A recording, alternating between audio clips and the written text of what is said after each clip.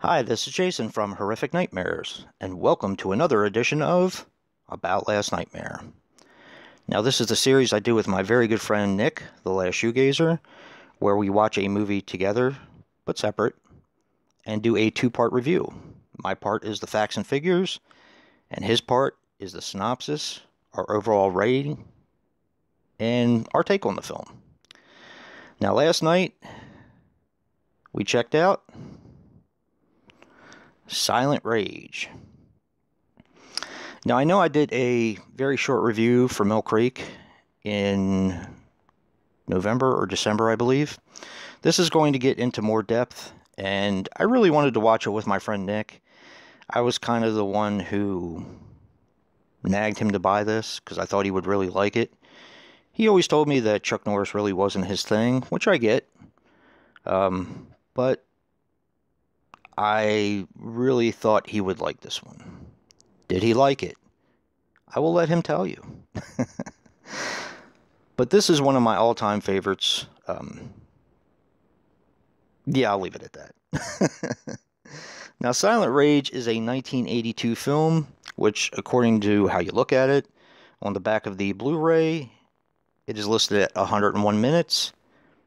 If you look on IMDb, it's listed at 103 minutes. But it's actually 101 minutes. Now, this is directed by Michael Miller. His other movies are Class Reunion, which is going to come up quite a bit, Jackson County Jail, Street Girls, and a slew of TV movies. Now, this one has my boy, Chuck Norris. I grew up watching Chuck Norris all the time. Basically went to see all of his movies, and it was just what I was into when I was younger. Very into martial arts, and Chuck Norris was my absolute favorite. He, of course, was in An Eye for an Eye. That is a really good, underrated title that I believe Kino Lorber put out. That has Christopher Lee, the late Christopher Lee, and Oddjob. And I'm trying to think of his actual name.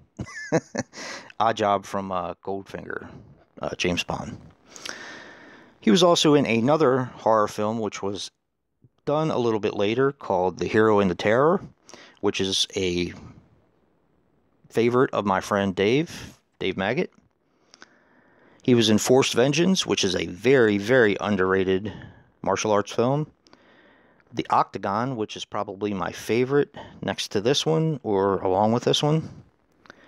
Code of Silence, A Force of One, Delta Force Parts 1 and 2, Missing in Action 1 through 3, which are fantastic films,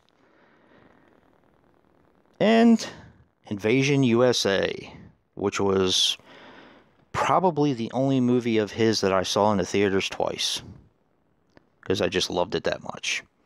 Hasn't really aged well, but I still like it. Now, this also stars Ron Silver as Dr. Tom Holloman. I think he was a fantastic actor, especially in this movie. I bought everything he did and said. Unfortunately, he passed away on March the 15th of 2009 at the age of 62. He was in The Arrival, Time Cop with Jean-Claude Van Damme, Live Wire with Pierce Brosnan, and Blue Steel with Scream Queen Jamie Lee Curtis, which is a favorite of mine as well. Now, this has Stephen Furst. Most of you know him as being Flounder from Animal House. Unfortunately, he passed away on June 16th of 2017 at the age of 63. He was in, of course, Animal House and The Dream Team, which are two very, very underrated comedies. Not so much The Animal House. I mean, Animal House really is rated quite high, but The Dream Team with Michael Keaton and Christopher Lloyd is very underrated in my opinion. He was also in Class Reunion, Up the Creek, which is another pretty cool comedy with Tim Matheson, and The Unseen. And I'm not going to tell you what part he played in there because it kind of gives away the surprise ending. So, and finally, Brian Libby as John Kirby. Brian Libby, of course, was in The Octagon with Chuck Norris as well. He was in The Mist, Air Force One, The Green Mile, Shawshank Redemption, and The First Power. And he, in my opinion, is probably the most disturbing killer in any slasher movie I've ever seen. The reason why that is because I think his facial expressions, which generally speaking you can't really see on Michael Myers or Jason or any of the mask-wielding people, his expressions are quite disturbing. Some people think they're goofy. Me, they got under my skin big time. Now, this, of course, is a martial arts meets horror film. It's basically exactly what it is. The budget on this was $4.5 million, and it grossed $10.5 million. So that's pretty cool. I don't remember this being in the movie theaters. I probably would have seen it. I was probably too young at the time. The first Chuck Norris movie I saw in the theaters was actually rated PG, and it was A Force of One, and that was in the 70s, I believe. Yeah. But anyway, some interesting things about the film. The name of the medical facility is never revealed in the film storyline, which I thought was pretty interesting. It's something that's always bothered me about the film.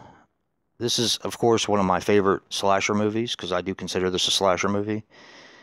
And it's always bothered me because it's a very interesting facility, if you look at it from all perspectives. And I've seen this movie so many times that, you know, you get to see the outside, you get to see a lot of the floors inside. There are a lot of people, of course, working there, but there is a lot of stuff going on inside of the facility. It seems to be more of a research facility than an actual hospital, which begs the question, why would they take a mental patient who's been shot to a research facility? But anyway, another interesting thing about the film, two movies in 1982 were directed by Michael Miller. Of course, Class Reunion and Silent Rage. Both films had Stephen Furst, and both films had about a dozen crew members from each film that kind of went from one movie to the other. And actually, both were about a maniac killer.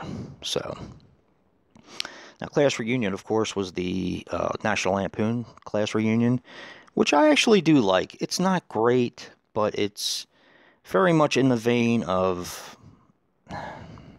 like Student Bodies and stuff like that. Not quite as silly as Student Bodies, but you get the idea. Now, definitely check out Nick's Part 2 for Silent Rage. I'm so glad I got to share this with him. This has been a long time coming. Of course, I nagged and nagged until he picked it up. And as I said before, did he like it? You'll have to check in for Part 2. And if you like what you see in here, hit that like button and subscribe. Until next time, peace.